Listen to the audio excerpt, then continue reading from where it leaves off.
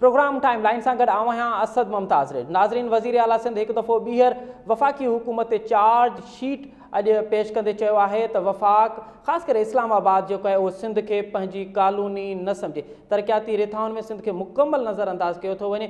वॾे वज़ीर इहो पिणु इल्ज़ाम हयो आहे त अॼु जेका NEC जो इजलास हो उन में पहिरियां त इस्लामाबाद वञण खां रोकियो वियो ऐं ॿियो जॾहिं ऑनलाइन मीटिंग पई थिए त उन में मूंखे म्यूट कयो वियो ऐं इहो चयो वियो त जेसि ताईं तव्हांखे इजाज़त नथी मिले तव्हां न ॻाल्हाईंदो।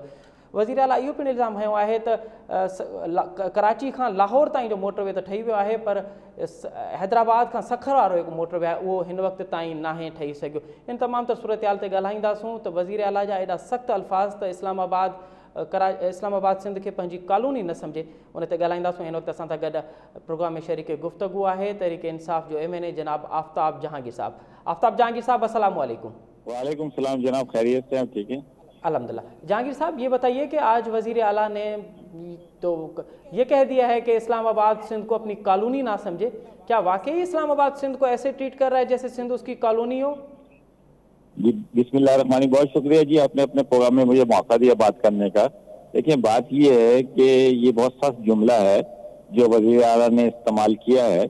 मैं ये समझता हूँ कि पाकिस्तान जो है वो चारों सूबों का और गिलगित बल्तिस्तान और आज़ाद कश्मीर का नाम है। वहाँ पे कोई कॉलोनी नहीं है, कोई कुछ नहीं है। और सूबा सिंध जो है वो 18वीं तरमीम के बाद खुद मुख्तार सूबा है और वहाँ की सारे मामला सूबाई हुकूमत देखती है। तो लिहाजा ये बात वफाक के साथ कहना कि जी वो कॉलोनी समझती है, ऐसा नहीं है। बल्कि मैं ये समझता हूँ कि हमें हर एक को अपनी अपनी जगह पर परफॉर्मेंस को बेहतर करना चाहिए। अगर सूबा सिंध की हुकूमत ने पिछले 11-12 साल से इस मुल्क के अंदर सूबे पे हुकूमत कर रही है रेगुलरली, तो अगर वो इसका मतलब ये है कि अगर अभी कॉलोनी समझ रहे हैं तो इससे पहले तो वो कॉलोनी नहीं था ना। पहले तो वो फिर सूबा पाकिस्तान का एक हिस्सा था और उसको बड़ा प्रॉपर उसको वो मिलती थी, इख्तियारात थे उसके पास, पूरी इज्जत मिलती थी। तो उसके सब कुछ के होने के बावजूद सूबे ने तरक्की क्यों नहीं की? सूबे की सूरत हाल आपके सामने है। आप भी सूबे से ताल्लुक रखते हैं, मैं भी इसी सूबे से ताल्लुक रखता हूँ, मैं भी कराची से ताल्लुक रखता हूँ और मैं भी सूबे की आवाज़ हूँ। लेकिन जब मैं महसूस करूँगा कि मेरे सूबे को नज़रअंदाज किया जा रहा है तो मैं यकीनन पार्लियामेंट में आवाज़ भी उठाऊंगा। और मैंने कितनी दफ़ा कहा है अपने दोस्तों से, पीपल्स पार्टी के दोस्तों से, कि जी आके हम मिलकर काम करते हैं, मिलकर बैठते हैं, मिलकर कराची के मसाइल, सूबे सिंध के मसाइल को हल करते हैं। लेकिन वो सुनने के लिए तैयार नहीं है। वो कहते हैं नहीं जी आपका अपना मसला है, हमारा अपना मसला है। तो अब जब अपना अपना मसला है तो फिर कैसे हम बताएं हम क्या कहाँ पे इनकी मदद कर सकते हैं? हम जहाँ से इनसे मदद चाहते हैं वो ये नहीं देते, इनको जहाँ से हमारी मदद चाहिए होती ये लेते नहीं है। तो हम हमें बताएं कि हम क्या करें। सफर तो कौन कर रही है, सफर तो कराची और सिंध के लोग कर रहे हैं। आफ्ताब साहब, आप क्या समझते हैं कि वज़ीर आला सूबे के चीफ एग्जीक्यूटिव हैं, उनको ऐसी नौयत क्यों आई है कि वज़ीर आला इस तरह के सख्त अल्फाज इस्तेमाल करें? अच्छा देखिए, ये होता ये है कि असल में आदमी अपनी परफॉर्मेंस को दूसरे के खाते में डाल देता है। भाई बाद में अगर मैं अपने बच्चे से ये पूछूं कि तुम्हारा रिजल्ट अच्छा क्यों नहीं आया, तो वो ये कह दे कि जी वो प्रिंसिपल मेरे साथ सुतेलापन करती है या एग्जामिनर मेरे साथ उसको क्या पता कि भाई ये कहाँ से ताल्लुक रखता है। उसने पेपर देखा, पेपर देखने के बाद उसने जो उसके अंदर था उसके हिसाब से उसकी मार्किंग कर दी। लेकिन हमारा क्योंकि असूल रहा है कि हम अपनी कोताहियों को दूसरे के खाते में डालते हैं। कभी ऐसी कोई बात नहीं हुई, कभी मतलब अगर इनकी भी तो पार्लियामेंट में कौमी असम्बली के अंदर मेंबर्स मौजूद हैं, तो उन्होंने क्यों नहीं ये बात की? और अभी मतलब ये बात हो रही है सवाए मतलब तनकीद करने के, मतलब बेहतर तरीके से अपना मुकदमा लड़े। जो आपके मसाइल हैं, अगर आप समझते हैं कि जी हमें सूबे सिंध के MNAs को PTI MQM के MNAs GDA के MNAs को भी मिलाना चाहिए, क्योंकि कोई इशू तो हम सबका है ना। अब तो हमें मिलकर जो है इस मसले को, मैं एक मिसाल के तौर पे, मुझे नहीं पता भी दामरा साहब आए कि नहीं आए, लेकिन मैं एक बात कर रहा हूँ। मैंने जब नया नया मैं आया तो बड़ा मैं जोश और जज्बे के साथ मैंने कहा कि जी वहाँ अपने हल्के के मसाइल हल करूंगा। और मैं बिलावल भुट्टो जरदारी साहब के पास गया और उनको वहाँ बताया कि जी मेरे हल्के के अंदर ये इतने स्कूल हैं, इनकी ये तस्वीर है, इनकी ये सूरत हाल है और इनके प्रिंसिपल्स की ये दरखास्तें हैं जो मुझे उन्होंने दी हैं, जो कि जी हमारे साथ ये प्रॉब्लम्स हैं, हमारे पास फर्नीचर नहीं है, हमारे पास ये नहीं है, हमारे पास वो नहीं है। तो इस पर प्लीज आप गौर करें। कभी वो जमील सुमरो साहब को बुलाते थे, कभी किसको बुलाते थे और उसके बाद कि हाँ जी, और उसके बाद वो मसला खत्म। ना मुझसे किसी ने कांटेक्ट किया, ना किसी ने मुझसे रब्ता करने की कोशिश की। मैं तो कराची और सिंध के स्कूलों की बात कर रहा था میں تو وہاں کے مسائل کی بات کر رہا تھا. تو وہ تو ذمہ داری صوبائی حکومت کی تھی, لیکن اس پہ کوئی توجہ نہیں. اسی طرح سے جب میں ڈسپینسری کی بات کرنے گیا تب بھی کوئی نہیں, اور معاملات ہیں, سیکیورٹی کے معاملات ہیں, اس پر بات کرنے گیا تو کوئی نہیں. اچھا, اب ہمارے کو تھریٹ ہو, ہمیں کوئی گالیاں دے, ہمارے پر ہوائی فائرنگ کرے, ہمارے پر گولیاں چلائے, تو کہتے ہیں کہ نہیں آپ تو سورۃ یاسین پڑھ لیا کریں, آیت الکرسی پڑھ لیا کریں, اس سے آپ کی حفاظت ہو جائے گی, اور آگے اپنے لیے آگے پیچھے سیکیورٹی گارڈ لے کر گھوم رہے ہوتے ہیں. اس طرح کا رویہ نہیں ہونا چاہیے. ہمیں مل کر یہ بنانا ہے صوبہ, یہ مل کر شہر کو بہتر کرنا ہے, مل کر صوبے کے مسائل کو حل کرنا ہے.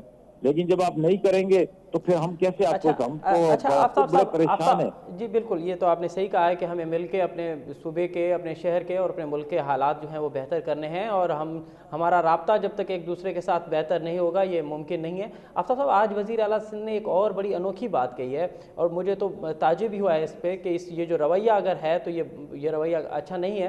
وزیر اعلیٰ سندھ نے کہا ہے کہ ایک تو NEC کے جو اجلاس ہونا تھا اس کو مجھے اسلام آباد ایئرپورٹ سے اسلام آباد جانا تھا, ایئرپورٹ پہ اطلاع دیا گیا کہ آپ جو ہے وہ آن لائن میٹنگ ہوگی, اور جب آن لائن میٹنگ میں جب میں بات کر رہا تھا تو مجھے میوٹ کیا گیا, اور جب میں نے یہی شکایت جب وزیر اعظم سے کہی کہ مجھے تو میوٹ کیا گیا, تو وزیر اعظم صاحب نے کہا کہ ایسے میں نے اس طرح کا کوئی بھی نہیں کہا تھا کہ آپ جو ہے کسی کو میوٹ کریں. کیا آپ سمجھتے ہیں کہ یہ عمل جو بندہ کر رہا ہے وہ وفاق اور صوبے کے بیچ میں جو مسائل بڑھ رہے ہیں اس کا ذمہ دار وہ بندہ نہیں ہے جو اس طرح کی حرکتیں کر رہا ہے؟ دیکھیں, میں آپ کو ایک بات بتاؤں, ایمانداری کی بات, جس نے بھی یہ حرکت کی یہ مناسب حرکت نہیں ہے. دیکھیں, ویڈیو کانفرنس ہونا کوئی بری بات نہیں ہے, اور اتنا بڑا فورم ہے, اتنا بڑا فورم ہے, جی CCI کے بعد یہ دوسرا بڑا فورم. میری بات سننے پہلے کہ ویڈیو کانفرنس ہونا کوئی بری بات نہیں ہے, کیونکہ جس طرح کی آج کل صورتحال ہے, کبھی میں دیکھ رہا ہوں کہ جی فاروق حبیب کا بھی پازیٹیو آ گیا, اس کا بھی پازیٹیو, اس کا, لیکن احسن اقبال صاحب کا بھی پازیٹیو آ گیا ٹیسٹ. تو یہ اس صورتحال میں اگر ویڈیو کانفرنس کر لی جائے تو کوئی حرج نہیں, لیکن جس نے میوٹ کیا ہے تو اس پہ یقیناً بات ہوگی, اور مجھے موقع ملا تو میں پارلیمنٹ میں یہ بات کروں گا, اس لیے کہ یہ مناسب نہیں ہے. اور جس نے یہ حرکت کی ہے اس کو اس حرکت کی جو بھی وہ پریکاشنز ہیں, وہ جو بھی اس کے وہ معاملات ہیں, اس کو سے گزرنا پڑے گا. اور ایسی حرکتیں جو ہیں وہ صوبے اور وفاق کے اندر دوریاں پیدا کرنے کے لیے, نہ کہ قریب لانے کے لیے. آفتاب صاحب, ایک اور بات بھی آپ نے صحیح کہا کہ یہ جو بندہ کر رہا ہے یہ حرکتیں نامناسب ہیں, اور ظاہر ہے وزیر اعلیٰ وہاں پہ سندھ کی نمائندگی کر رہے ہیں, یہ تو ایک صوبے کا آواز بند کرنا تھا, اور یہ تو اگر کسی نے کیا ہے تو یہ صوبے کا آواز بند کر رہا تھا وہ, کہ اس کا جو موقف ہے اور اس کے جو مطالبات ہیں وہ وہاں پہ نہ پہنچ پائیں. ایک اور بات وزیر اعلیٰ صاحب نے آج اپنی پریس کانفرنس میں کہی کہ وفاق جو ہے وہ سندھ میں ترقیاتی جو اس کی اسکیم ہے اس میں مکمل نظر انداز کر رہا ہے.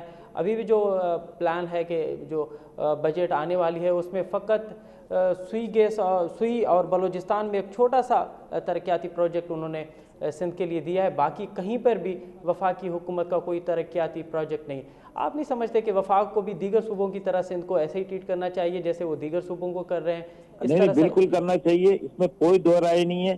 اور میں اپنے دوستوں سے, پیپلز پارٹی کے دوستوں سے یہ بات کہوں گا کہ جب بجٹ کے موقع کے اوپر وہ اس پر بالکل مطلب موضوع پر رہتے ہوئے گفتگو کریں گے تو ہم بالکل ان کو سپورٹ کریں گے.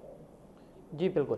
اب آفتاب صاحب, ایک اور بات کہ وزیر اعلیٰ نے کہا ہے کہ کراچی سے لاہور کا جو موٹر وے ہے وہ تو مکمل تیار ہو گیا ہے, آپ پنجاب سے سکھر سے آگے جائیں تو موٹر وے مکمل تیار ہے, کراچی سے حیدرآباد تک مکمل تیار ہے, لیکن حیدرآباد سے سکھر تک کا موٹر وے پتہ نہیں کہاں ہے, وہ ابھی تک تیار نہیں ہوا. اچھا, یہ پروجیکٹ اگر یہ ہمارے دور کا ہے تو پھر تو واقعی اس کے لیے ہم بات اٹھائیں گے, لیکن اگر یہ ماضی کا پروجیکٹ ہے تو اس کو ماضی میں ہی مکمل ہو جانا چاہیے تھا, سمجھے نا. آفتاب صاحب, 2 سال سے تو آپ کی حکومت ہے. نہیں, میں ایک بات کر رہا ہوں کہ اگر یہ ماضی کا پروجیکٹ ہے تو اس کو, وہ تو بڑے سرکار کا علاقہ ہے نا, خورشید شاہ صاحب کا ہے اور زرداری صاحب, یہ بڑے بڑے لوگوں کا علاقہ ہے. نہیں, وہ سندھ کا علاقہ ہے, وہ علاقہ سندھ کا علاقہ ہے. سندھ کا تو ہے, میں تو کہہ رہا ہوں کہ اس کو ہونا چاہیے, لیکن میں کہہ رہا ہوں کہ اگر یہ ماضی کا پروجیکٹ تھا تو اس کو ہو جانا چاہیے تھا اب تک. لیکن یقیناً میں یہ پھر آپ سے ایک بات کہہ رہا ہوں کہ میری اصل بات یہ ہے کہ اگر مطلب بات کو کسی اور طرف لے جائے بغیر اسمبلی کے اندر اگر سندھ کے مسائل پر وہ بات کی جائے گی تو ہم پوری سپورٹ کریں گے سندھ کے ساتھیوں. صحیح. आफताब साहब, आप नहीं समझते कि वज़ीर आज़म को इस बात की तहकीक, इस बात की जो है वो इन्वेस्टिगेशन करानी चाहिए कि जिसने भी वज़ीर आला को वहाँ पे म्यूट किया है वो कौन बंदा है, वो कौन बंदा है, और जिसने भी ये अमल किया उसको सज़ा ज़रूर होनी चाहिए। बिल्कुल बिल्कुल उठाएंगे, मैं भी उठाऊंगा ये बात जी। आफताब साहब, एक और बड़ा अहम मसला अब तक इन दिनों मुल्क में है कि पूरी दुनिया में कोविड-19 के बाद तेल जो है वो नायाब तेल, वैसे ही जो ऑयल कंपनीज़ हैं उनके पास तेल जमा करने के लिए जगह नहीं है, लेकिन पाकिस्तान में जैसे ही कीमतें कम हुई हैं तेल नायाब होता जा रहा है। तो आप क्या समझते हैं कि कौन लोग हैं ये जो उनकी रिट इतनी मजबूत है कि हुकूमत तेल की कीमतें जैसे ही कम करती है तो तेल नायाब हो जाता है? कौन है ये लोग जो हुकूमत को अपना काम इन्वेस्टिगेशन शुरू कर दी है प्राइम मिनिस्टर साहब ने, और जो भी इसमें मुलविस पाया जाएगा उसको जो है वो प्राइम मिनिस्टर साहब ने कहा उसको नहीं छोड़ा जाएगा, उसको करार वाक़ई सजा मिलेगी। कितने दिनों में आफताब साहब ये तेल वाला मसला कितने दिनों में हल हो जाएगा? देखिएगा कितना, मतलब आपको तारीख दे सकते हैं कि एक दिन में, 2 दिन में? क्योंकि पिछले एक हफ्ते से तेल नहीं मिला। इस बात को जो है पार्लियामेंट भी हमने उठाया और भी उठाएंगे, और इंशाल्लाह इसको परसू करेंगे। और चीनी का मामला, चीनी की कमीशन की रिपोर्ट आई है, उसके बाद चीनी की कीमतें बढ़ गई हैं। जो भी उसी कमीशन आटे का बहरान ने नया जन्म ले लिया है। आटे की कीमतें जो है, अभी गंदम का फसल जो है वो अभी उसकी कटाई हुई है, मार्केट में गंदम अभी आई है और उसकी कीमतें भी अभी बढ़ गई हैं। ये क्या मतलब, क्या हुकूमत का इन मामलात पे रिट नहीं है? मसला क्या है? ये है कि देखिए इसमें दो हिस्से ना, आप एक हर चीज वफाक पे ना डालें। सूबे सिंध की जो हुकूमत है या पंजाब सूबे अपने अपने खुद मुख्तार हैं, उनकी भी जिम्मेदारी है कि अपने सूबों के अंदर वो इन सारी चीजों पे कंट्रोल रखें, इन सारी चीजों पे नजर रखें कि भाई ये पेट्रोल की शॉर्टेज क्यों हो रही है, गंदम की शॉर्टेज क्यों हो रही है, चीनी की शॉर्टेज क्यों हो रही है। क्योंकि ऐसा तो नहीं हो सकता ना कि गंदम जो है पंजाब जो है वो सिंध को एक्सपोर्ट करता हो, या सिंध के अंदर भी गंदम होती होगी, और उनके गोदामों में जब आप जाएंगे, सरकारी गोदामों में, आप पहले भी हमने देखा है कि लाखों टन गंदम पड़ी रहती थी। इसी तरह बहुत सारी जगहों पे छापे मारे जाते हैं तो हजारों की तादाद में बोरियां निकलती हैं। तो ये जिम्मेदारी सबकी है, मुश्तरका जिम्मेदारी है आवाम को रिलीफ देना। आफताब साहब, लेकिन OGDCL, पेट्रोलियम मिनिस्ट्री, ये तो वफाकी हुकूमत की मिनिस्ट्री, उसके तहत मिनिस्ट्री आ रही हैं। सूबे का तो पेट्रोल के हवाले से किसी किस्म का कोई मामला है नहीं। ये आपकी बात समझ नहीं आई मुझे, आवाज बहुत। मैं कह रहा हूँ कि पेट्रोलियम की मिनिस्ट्री तो वफाक के उसमें इन्वेस्टिगेशन की जा रही है, और ओगरा को कहा गया है, समझे ना, तो जो भी इसके जिम्मेदार है उसको सजा मिलेगी। बहुत शुक्रिया आफ्ताब जहांगीर साहब हमें वक्त देने के लिए। नाज़रीन वठूं था नंढी साई खां पूरी प्रोग्राम में ॿीहर हाज़िर थींदासीं। नाज़रीन टाइम लाइन में हिकु दफ़ो ॿीहर अव्हांखे भली कार। अॼु असां वज़ीर आला जी इन प्रेस कॉन्फ्रेंस ते पंहिंजो पहिरियों सेगमेंट कयोसीं त वज़ीर आला हिकु दफ़ो ॿीहर वफ़ाक़ी हुकूमत ते चार्ज शीट पेश कंदे चयो आहे त इस्लामाबाद सिंध खे पंहिंजी कॉलोनी न सम्झे। वक़फ़े खां अॻु में अवां PTI अॻवान आफ्ताब जहांगीर जो मौक़िफ़ ॿुधो, हिन वक़्तु असांखे प्रोग्राम में शामिल कयो आहे मोहतरमा ससी पलीरो साहिबा, पाण सेनेटर आहिनि पीपल्स पार्टी जो। मोहतरमा अस्सलाम वालेकुम। वालेकुम अस्सलाम। अच्छा ससी पलीरो साहिबा, अॼु अवां छा था सम्झो त वज़ीर आला खे इहा नोयत छो आई आहे जो वज़ीर आला एॾा सख़्तु लफ़्ज़ इस्तेमालु कया आहिनि त इस्लामाबाद सिंध खे पंहिंजी कॉलोनी न सम्झे? बिल्कुलु मुतफ़िक़ आहियां वज़ीर आला सिंध जी इन सॼे बयानीअ सां। उन जेको मौक़िफ़ रखियो आहे उहो ज़रूरी रखणु माण्हुनि खे ॿुधाइणु खपे त हिकिड़े अहम फेडरेटिंग यूनिट ऐं उहो सिंध जेको रेवेन्यू खां वठी हर शइ में कंट्रीब्यूट करे थो, गैस ऐं ॿियनि हवालनि सां, मादियात के हवाले सां, ऐं वापसी में उनखे एतिरो मिले कोन्हो। ऐं हू उन सही चयो आहे, सिंध खे कॉलोनी फेडरेशन खे न सम्झणु खपे हिनखे फेडरल हुकूमत खे। ऐं PTI वारा जेके आहिनि उन्हनि जा हींअर दिमाग़ जाइ ते न आहिनि, हींअर उहे डायरेक्शनलेस वञनि पिया। उन्हनि खे हाणे नंढनि सूबनि ते हू ख़ासि करे सिंध में, छो त हुकूमत पीपल्स पार्टी जी आहे, वाहिद सूबो आहे जंहिंमें PTI न आहे ऐं मैंडेट आहे असां वटि तमामु घणो।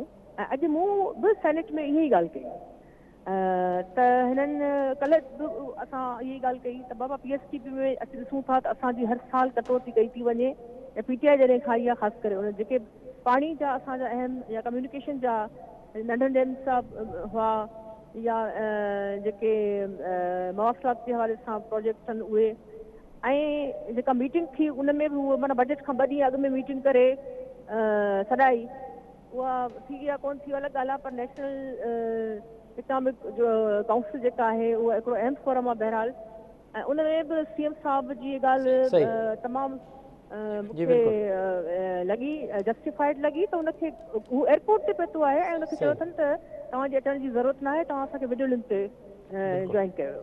अच्छा शशि कल्लू साहिबा, जी जी शशि कल्लू साहिबा, अव्हां मुख़्तलिफ़ मरहलनि में अपोज़िशन में रहिया आहियो, मुख़्तलिफ़ मरहलनि में हुकूमत में रहिया आहियो, अव्हां सम्झो था त वफ़ाक़ जो जेको हींअर सिंध सां वर्ताव आहे इहो सिर्फ़ु हींअर आई आहे या इहो काफ़ी अरसे खां आहे, ॿियनि हुकूमतनि में बि वफ़ाक़ सिंध खे ईअं ई ट्रीट कंदी रही आहे त तसलसल गुज़िरियल 70-72 सालनि में आउं कीअं चवां त मां सवाइ जेको पीपल्स पार्टी जो मुश्किल सां इहो दौरु आयो मोहतरमा साहिबा जी क़ुर्बानी खां पोइ हुकूमत मिली, पर उन में दहशतगर्दी सां झेड़े में हुआसीं त वण जी काठी उन हुकूमत में शामिलु हुई ऐं सभिनी खे गॾु खणी हलियासीं पिए ऐं अॾी तरमीम वग़ैरह ॿियूं अहम तरीन जेके कॉन्स्टिट्यूशनल रिफॉर्म जा पैकेजिस उहो ॾिनासीं, कम जूं ॻाल्हियूं थियूं, पर ज़ाहिरी ॻाल्हि आहे रुॻो हुकूमतूं न पर तव्हांजी वफ़ाक़ी ब्यूरोक्रेसी उन में हर क़िस्म जा झड़ा अची था वञनि, उहा बि रुकावटूं ॿुधंदी रही आहे। पर हींअर जेका PTI जी जेका आहे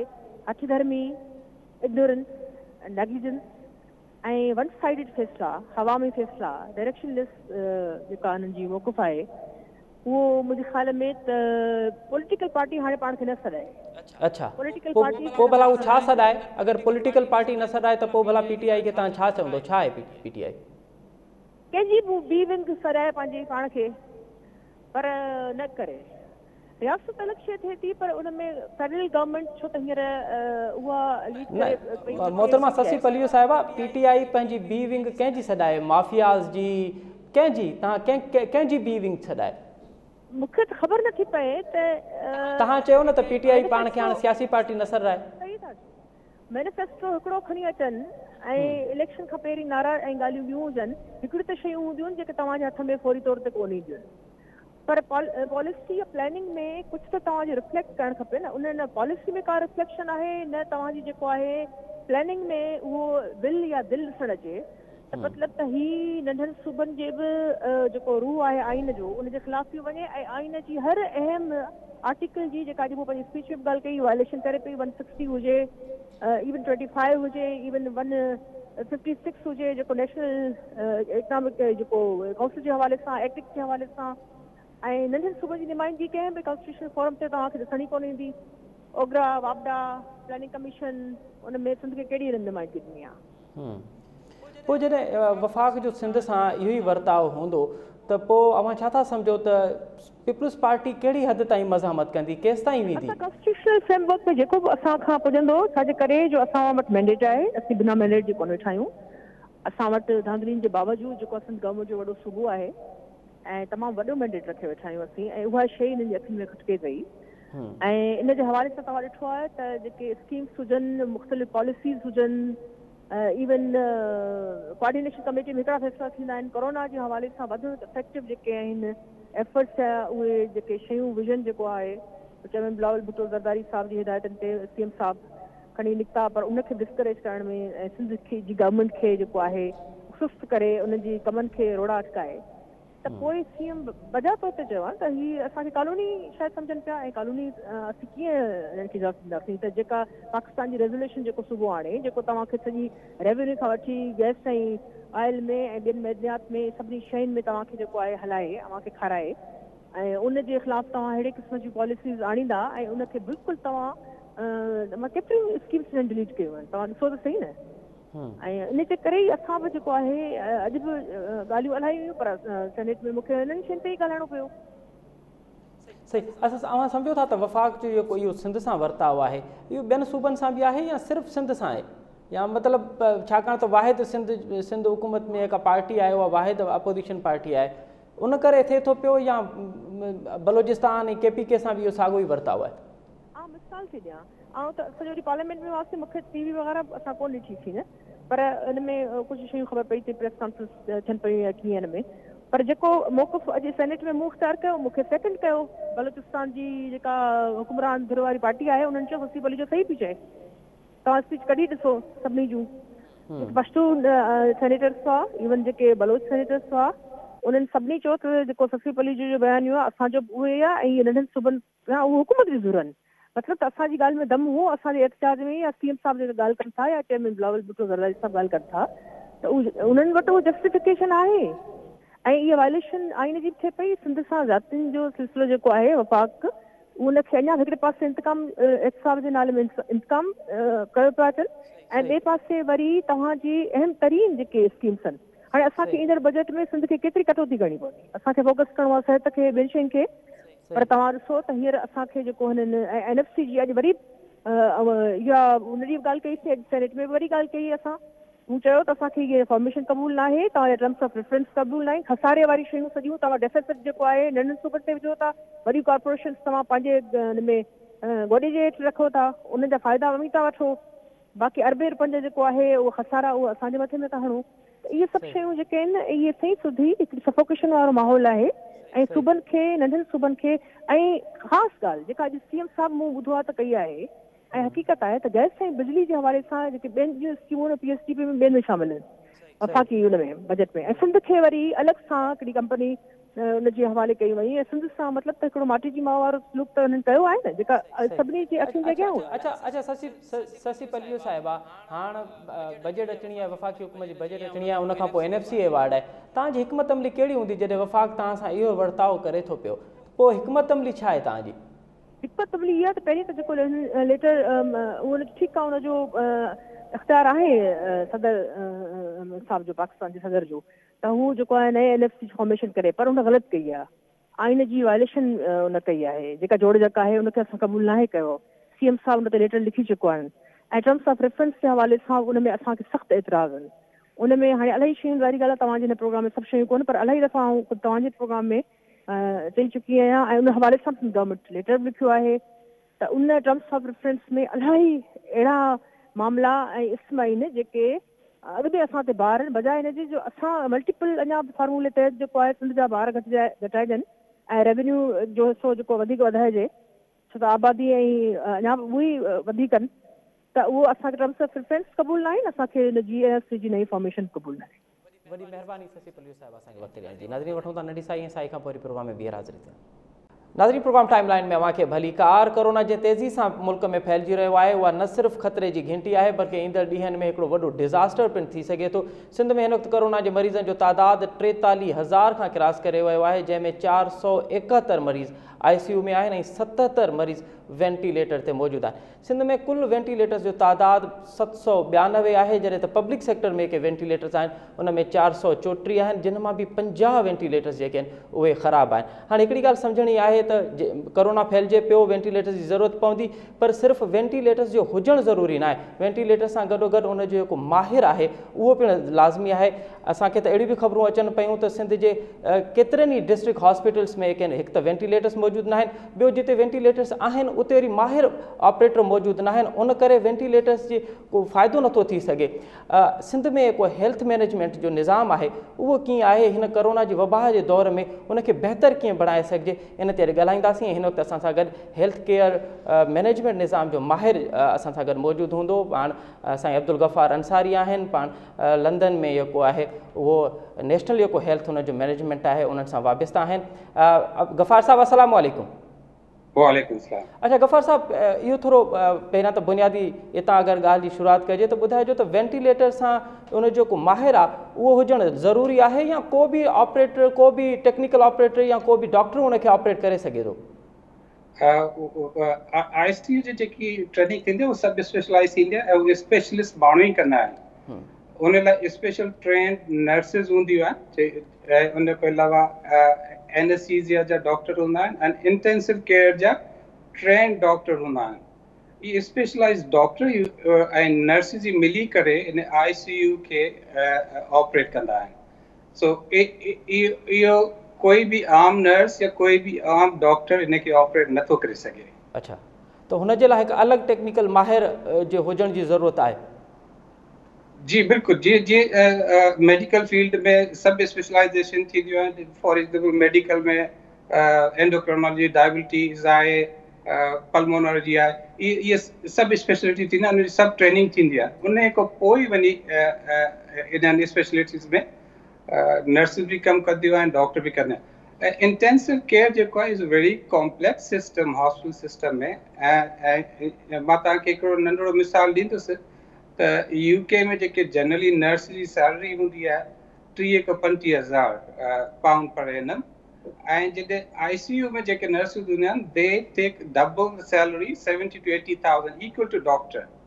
हिकु त सब स्पेशलाइजेशन हूंदी आहे ऐं उन खां अलावा उहो हिकु सब ट्रेनिंग में निकिरी पोइ अची स्पेशलाइज़ नर्स या डॉक्टर थींदा आहिनि। अच्छा गफ़ार साहब इहो ॿुधाइजो त हिकिड़ो जेको वेंटिलेटर आहे जॾहिं उहो 24 कलाक ऑन थो रहे 24 कलाक फंक्शनल थो रहे त पोइ हिकिड़े वेंटिलेटर ते केतिरा टेक्निकल स्टाफ जी ज़रूरत पवे थी? ॾिसो जेको नर्सिंग रेशो आहे 1 to 1 हूंदो आहे।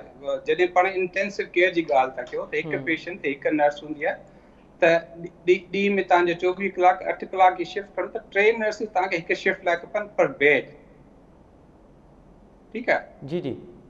ऐं उनखे कवर करण लाइ सिकनेस आहे त तव्हांखे 4 नर्सिस हिकु वेंटिलेटर ते जनरली खपनि थियूं त हिकु डे खे कवर करण जे लाइ। अच्छा ऐं भला उन्हनि जी एक्सपर्टी केतिरी हुजणु घुरिजे मतिलबु कहिड़ो शोबो आहे जंहिंमें उन्हनि खे मास्टर्स जी हुजण जी ज़रूरत आहे? उनखे चइबो आहे इंटेंसिव केयर ट्रेनिंग थींदी आहे उहो सब स्पेशलाइजेशन हूंदी आहे ऐं उहो हाईली क्वालिफाइड नर्सिस जेके हूंदियूं आहिनि इंटेंसिव केयर में उहे ई इंटेंसिव केयर में कमु करे सघनि था। सही।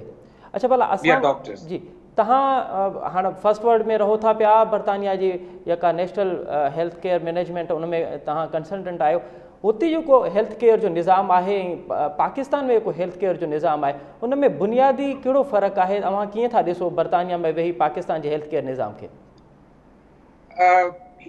ह्यूज गैप ॾिसो कंपेयर करण अगर इन ते मां वेही बि रहां त कलाकनि जा कलाक पाण ॻाल्हाए पर ये बुनियादी ॻाल्हियूं आहिनि गफ़ार साहब। बुनियादी मां तव्हांखे जेकी मां खे नज़र आई आहे त उते हेल्थ केयर सिस्टम जेके आहिनि हॉस्पिटल जेके ऑपरेट कनि पिया हॉस्पिटल मैनेजमेंट जा माण्हू हूंदा आहिनि। ठीकु आहे they are train for to operate hospital. उन्हनि खे इहा ख़बर हूंदी त फैसिलिटी मैनेजमेंट छा थींदी आहे IT सिस्टम छा थींदो आहे फाइनेंशियल मॉडलिंग छा थींदी आहे पीपल मैनेजमेंट छा थींदी आहे। पाण वटि जेके अक्सर करे हॉस्पिटल जा हेड थियनि था उहो डॉक्टर थियनि था। डॉक्टर पर्टिकुलरली पंहिंजे पेशेंट सर्विसिस ते ट्रेन थियल हूंदा आहिनि। उन्हनि खे हॉस्पिटल ऑपरेशन जे बारे में घणी ॼाण न हूंदी आहे या कुझु डॉक्टर आहिनि जंहिं पब्लिक हेल्थ में पब्लिक मैनेजमेंट डिग्री करे आया आहिनि ऐं उहो बहितर तरीक़े सां हॉस्पिटल हलाइनि पिया। सो इहो वॾे में ॾिसो न resource hospital is a complex system. उन में अनटिल अनलेस तव्हांखे रिसोर्स मैनेज नथा कनि। जी हाणे रिसेंट पंहिंजो कोविड जी क्राइसिस में आयो everybody was talking about ventilators ते ॾाढी घटि परसेंटेज में पेशेंट अचनि था ऐं उहे अचनि था जेके सफ़ा क्रिटिकल थी था वञनि। हाणे जो नॉन इन्वेसिव वेंटिलेशन आहे जेकी कॉस्ट वाइज बि इफेक्टिव आहे उन आउटकम्स बेटर आहिनि। ठीकु आहे जीअं हुन में कैन्यूला अची विया हाई फ्लो कैन्यूला अची विया मास्क अची विया। सो हाई डिपेंडेंसी यूनिट ठाहिणु ॾाढो ज़रूरी हुयो। हिकु त कॉस्ट वाइज उन आउटकम्स बहितर हुया जेके मुंहिंजे ख़्याल में गवर्नमेंट हाणे इमीडिएट एक्शन खयो आहे they creating more capacity on the high definition units. On top of that मशीनूं कुझु बि न कंदियूं आहे अनटिल अनलेस तव्हां पंहिंजे मैन पावर में इन्वेस्ट कयो। उन्हनि खे स्किल कोन्हे त उहो मशीनूं are just nothing you know. So तव्हां जिते बि यूनिट तयारु कयो था मशीनूं वठो था उनजे मैन पावर खे बि ट्रेन कयो उहो स्किल हूंदो पोइ बहितर तरीक़े सां पेशेंट सर्विसिस तव्हांखे डिलीवर करे सघनि था उनजा बहितर आउटकम्स बि अची सघनि था। अच्छा गफ़ार साहब असां वटि हिते जेको असांजो हेल्थ जो निज़ाम आहे या वरी असांजी जेके यूनिवर्सिटियूं आहिनि उन्हनि जो घणे भाङे फोकस हूंदो आहे त उहे डॉक्टर्स पैदा कनि उहे जेके आहिनि नर्सिस पैदा कनि पर इहे टेक्निकल जेके शोबा आहिनि उन्हनि ॾे असांजो एतिरो ध्यानु न आहे। अवां बर्तानिया में वेठा आहियो फर्स्ट वर्ल्ड हिन खे कीअं ॾिसंदी आहे? फर्स्ट वर्ल्ड छा पंहिंजे डॉक्टरनि सां गॾोगॾु टेक्निकल शोबा जेके आहिनि उन्हनि खे बि ओतिरी अहमियत ॾिए थी पई? इन में अंदाज़ो कयो जेके NHS USA में जेके बि हॉस्पिटल आहिनि मेनली जेके उतां जा CEOs आहिनि जेके हॉस्पिटल ऑपरेट कनि था उहे हेल्थ केयर मैनेजमेंट जा माण्हू आहिनि डॉक्टर्स न आहिनि। ठीकु आहे इहो वॾो इंडिकेटर आहे। उहो छो जो क्लिनिकल साइड ते ट्रेन थियल आहिनि हुननि खे हॉस्पिटल सिस्टम जी ख़बर कोन्हे। सो रिसोर्सिस मैनेजमेंट इम्पॉर्टेंट हूंदी आहे त उनखे रिसोर्सिस खे कीअं मैनेज कजे उहो हाणे जिते बि तव्हां वेंदो यूके जे कंहिं बि सुठी यूनिवर्सिटी में उते हॉस्पिटल मैनेजमेंट जा कोर्सिस थींदा आहिनि जंहिंमें MBA बि थिए थो, MSc बि थींदो आहे ऐं उहो ई मैनेजमेंट साइड ते अचनि था, उहो तो माना अॻे अची CEOs थियनि था। ऐं ॿी जेकी वॾे में वॾी असां वटि मुंहिंजे ख़्याल में गैप आहे उहो नर्सिंग ते इन्वेस्टमेंट कोन्हे। हेल्थ केयर जो जेको बैकबोन आहे उहो नर्सिंग आहे। जेसिताईं मां ॾिठो आहे पाण वटि नर्सिंग हिकु नंबर आहे पर उनखे स्किल कोन्हे। जेसिताईं उन ते तव्हां इन्वेस्ट न कंदो तव्हांजो हॉस्पिटल सिस्टम इम्प्रूव न थींदो। सो इन ते वधीक इन्वेस्टमेंट थियणु खपे, उन खां पोइ हेल्थ केयर बहितर शेप में अची सघे थो। बिल्कुलु सही। अच्छा भला आबादी जे हिसाब सां अगरि ॻाल्हि कजे गफ़ार साहब त सिंध जी कुल आबादी जेका आहे तक़रीबन 5 करोड़ आहे, त 5 करोड़ आबादी ते नर्सिंग जो स्टाफ केतिरो हुजणु घुरिजे असां वटि? वेरी थो करे ॾिसो न तव्हां हाणे मूंखे ख़बर न आहे त हिन वक़्तु केतिरा बेड आहिनि पर पर्सन जे पाकिस्तान में, पर मां तव्हांखे हिकिड़ो ॾियां थो त जेतिरा बेड लंदन जी जेका आबादी आहे, लंदन जी आबादी आहे उन में नर्सिंग जो तादाद केतिरो आहे, उहे मैनेज कीअं कंदा आहिनि उते सिंपल मेथडोलॉजी आहे न। ॾिसो जेतिरा बेड तव्हां ठाहियो था एतिरा माना पेशेंट तव्हां एडमिट कंदो त उन जो रेशियो ठहियलु आहे त मां 3 to 4 नर्सिस पर बेड हुजणु खपनि पर डे। ठीकु आहे, 100 बेड जी हॉस्पिटल आहे त उनखे 400 या 450 नर्सिस हायर करणियूं आहिनि। ठीकु आहे, हिते कुझु हॉस्पिटल आहिनि 200 बेड जे ॿिया उन 20 नर्सिस बि कोन्हनि आहिनि बि त उन वटि स्किल कोन्हे। हाणे हिते रेगुलेटरी बॉडीज़ खे लाइ रोल प्ले करणो पवंदो त का बि क्लिनिक ठहे थी, हिकु बेड आहे त उनजो नर्सिंग जो रेशियो छा आहे, ऐं जेके नर्सिंग स्कूल आहे उन्हनि जे सिलेबस खे बि रिवाइज़ करणो पवंदो अथॉरिटीज़ खे, ॾाढो ज़रूरी आहे। अगरि उन वटि स्किल ऐं नॉलेज कोन्हे त ॾिसो जेको पेशेंट सां 85% टाइम स्पेंड करे थी उहो नर्स करे थी। ठीकु आहे, 15% डॉक्टर आहे। फॉर एनेस्थीसिया में बेहोश करे सर्जरी थी वई, after care is all about nursing. तव्हां नर्सिंग इग्नोर नथा करे सघो, उहो बैकबोन आहे हॉस्पिटल सिस्टम जा, उन में जेतिरी इन्वेस्टमेंट थिए बहितर। अनफॉर्चुनेटली पाण डॉक्टर प्रोड्यूस कया आहिनि, नर्सिस बि नंबर्स में प्रोड्यूस कया आहिनि पर उन जी स्किल लेवल न आहे, नई सब स्पेशलाइजेशन उन्हनि वटि आई आहे।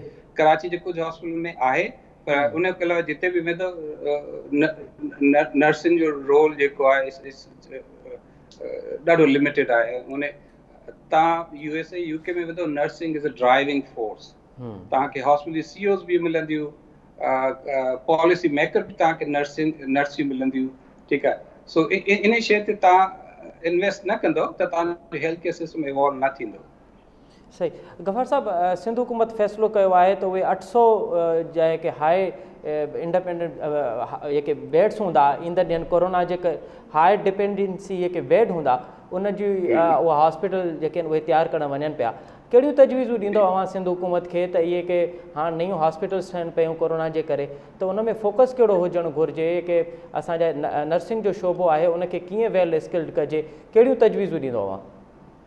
हिकु बहितरीनु डिसीजन आहे। तव्हां हाई डिपेंडेंसी जेके यूनिट ठाहियो था उहो रिसोर्स जो बहितरीनु मैनेजमेंट आहे। उन में छा थो नॉन इन्वेसिव जेके प्रोसीजर हूंदा आहिनि उहो खणी ईंदो, तव्हांजी कॉस्ट बि हाणे पाण वटि ॻाल्हि पई वेंटिलेटर ईच वेंटिलेटर जी कॉस्ट आहे $15,000 to $20,000। Ventilator is just nothing. उन जी ट्रेन स्टाफ तव्हां हाई डिपेंडेंसी में तव्हां कुझु एमरजेंसी में जेके नर्सिस आहिनि उन्हनि खे खणी अची सघो था ऐं तव्हांखे 5 खां 10 ॾींहंनि जो क्रैश कोर्स करणो पवंदो। उन नर्सिस खे हाई डिपेंडेंसी यूनिट में तव्हांखे ट्रेन करणो पवंदो। ठीकु आहे, ईअं न आहे त हिकु हाई डिपेंडेंसी यूनिट तव्हां ठाहे त छॾिया पर उन में स्टाफ खे स्किल न आहे, स्टाफ जो मिक्स सही न आहे, इनफ स्टाफ न। ॾिसो हाणे स्टाफ जे तरफ़ो ॾिसो उन्हनि खे बि स्ट्रेस आहे। हिकिड़ी अहिड़ी वबा फैली आहे जिते हर माण्हू जे ज़हन में फियर आहे। सो फ्रंट लाइन ते वञणु एॾो आसान ॻाल्हि कोन्हे। जॾहिं तव्हां वञो था उन्हनि खे इनफ वेपन्स नथा ॾियो ऐं उन्हनि खे वेपन्स ऑपरेट करण जा तरीक़ा नथा ॿुधायो त वधीक वनरेबल थी वेंदा। सो इहो सुठो अमल आहे पर जेके बि तव्हां हुते मैन पावर खणी अचो उन्हनि खे 5 ने 10 ॾींहनि जो क्रैश कोर्स ज़रूरु करायो। बिल्कुलु सही, बिल्कुलु सही। गफ़ार साहब, सिंध हुकूमत फ़ैसिलो कयो आहे त जेके वेंटिलेटर्स असां वटि हिन वक़्तु मौजूदु आहिनि 792 वेंटिलेटर्स आहिनि, उन में हाणे 200 वेंटिलेटर्स जो इज़ाफ़ो कयो वेंदो। अव्हां वटि कहिड़ियूं तजवीज़ूं हूंदियूं त हिन कोरोना जे पीरियड में, कोरोना जे वबा जे दौरान जेको हेल्थ केयर में निज़ाम आहे सिंध जो, उनखे कीअं बहितर कजे जो इंसानी ज़िंदगियूं बचाए सघजनि, छाकाणि त कोरोना जंहिं तेज़ी सां फैलिजे पियो, हाणे त उहा ख़तरे जी घंटी बणिजी चुको आहे। ॾिसो, जनरली ॿाहिरि इहे थींदो आहे त डिज़ास्टर लाइ हर हॉस्पिटल प्रिपेयर कंदी आहे। हाणे अर्थक्वेक या स्टॉर्म डेली न ईंदा आहिनि, पर हॉस्पिटल में हिकिड़ो यूनिट ईंदो आहे जेको सदाई हॉस्पिटल जी रेडीनेस खे तयारु कंदो आहे। पाण वटि इहो आहे कोन। हाणे पाण थी छा सघे थो, इहो जेको हाई डेफिनेशन इनखे थोरो इन जी रीच वधाइनि। हाणे कराची में 2 या 3 हॉस्पिटल तव्हां नॉमिनेट करे छॾियो, तव्हांजी पॉपुलेशन ॾिसो, तव्हांजा नंबर ॾिसो। हाणे उन्हनि हॉस्पिटल जी कैपेसिटी जेकी पाण मैनेज कनि पिया, उहो बि क्वेश्चनेबल आहे। सही ॻाल्हि, ठीकु आहे न।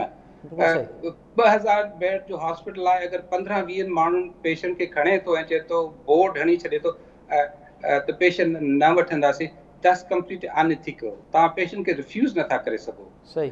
तव्हां कैपेसिटी क्रिएट कयो, पेशेंट खे वठो, उनखे स्टेबलाइज़ कयो ऐं ट्रांसफर कयो। सही। सो इन में रेगुलेटरी बॉडीज़ खे ॾिसणो पवंदो त तव्हांखे कैपेसिटी खे थोरो उन जो रीच जेको वाइड करणो पवंदो।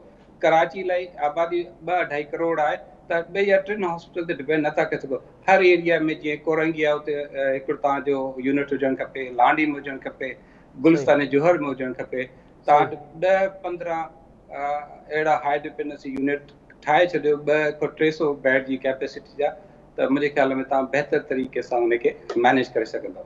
ठीकु आहे, वॾी वॾी वॾी महिरबानी गफ़ार अंसारी साहब, अवां असांखे टाइम ॾिनो। नाज़रीन, अवां हेल्थ केयर मैनेजमेंट जे माहिर जूं ॻाल्हियूं ॿुधियूं। उन्हनि जो चवणु आहे त न सिर्फ़ु असांखे पंहिंजे डॉक्टरनि जी का तादाद आहे उनखे वधाइणो पवंदो, पर उन सां गॾोगॾु जेको नर्सिंग जो शोबो आहे उनखे वधाइणो पवंदो। ऐं न सिर्फ़ु नर्सिंग बल्कि उनखे वेल स्किल्ड बि करणो पवंदो, त जीअं हिन वबाई दौर में असां जेको आहे उन्हनि खां फ़ाइदो हासिलु करे सघूं। न त ॿी सूरत में अवां ॾिसो था पिया त असां वटि वेंटिलेटर्स त मौजूदु आहिनि, पर उन्हनि जे वेंटिलेटर्स जा माहिर ऑपरेटर मौजूदु न आहिनि, जंहिंजे करे वेंटिलेटर्स मां फ़ाइदो नथो हासिलु करे सघिजे। ऐं अहिड़ी वबा में अगरि वेंटिलेटर्स खां फ़ाइदो हासिलु न करे सघिबो, त मां सम्झां थो इन खां वधीक बदकिस्मती ॿी कहिड़ी थी सघे थी। नाज़रीन, वठूं था नंढी साई, ऐं साई खां पोइ वरी प्रोग्राम में ॿीहर हाज़िर थींदासीं।